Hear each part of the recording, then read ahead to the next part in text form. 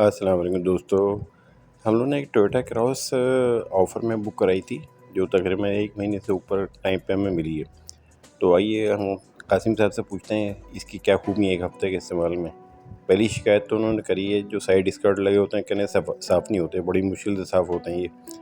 तो और tell gate जो है इसका, अब वो अपनी मर्ज़ी का मालिक है, जब दिल चाहता है खुलता है। आप अपनी टांग जितनी भी उसको दिखाएँ, उसके ऊपर कोई असर नहीं होगा।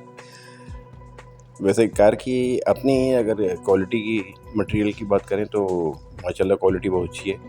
मटेरियल जो यूज़ किया है उन्होंने अच्छी क्वालिटी का यूज़ किया है। कंट्रोल्स वगैरह अच्छे विजिबल हैं। बस हम जैसे सीनियर सिटीज़न के लिए अभी ये स्क्रीन वगैरह जो लगा होता है, इस पे ज़रा मुश्किल होती है देखने में, तो आँखों की वजह से।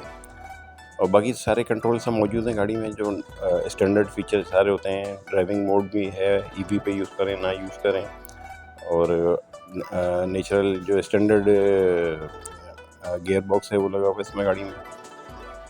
और एसी जो है ड्यूल है, कंट्रोल लेट ड्राइवर अपना यूज़ कर सकता है, पैसेंजर अपना यूज़ करे सेपरेटली। लाइटें अंदर जो हैं वो जो टोयोटा की सारी गाड़ियों में उस तरह की इसमें भी हैं।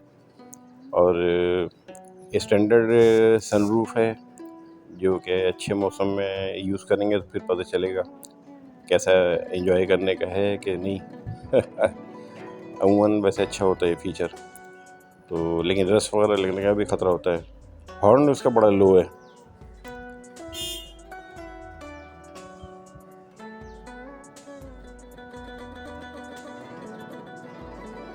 बाकी ये जो है कि साइड के कंट्रोल जो हैं सीट के एडजस्ट करने के, वो सारे पावर हैं ड्राइवर साइड के।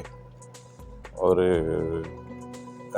कोलिजन वार्निंग है, गाड़ी ज़्यादा करीब आपके आ जाए या आप किसी करीब चलें तो वो फिर आपको वार्निंग देती है। और जो सबसे अच्छा हमें हुआ कि इसमें पेट्रोल की सेविंग वाकई काफ़ी हो गई है, क्योंकि करोला में तो बहुत ज़्यादा खर्चा था।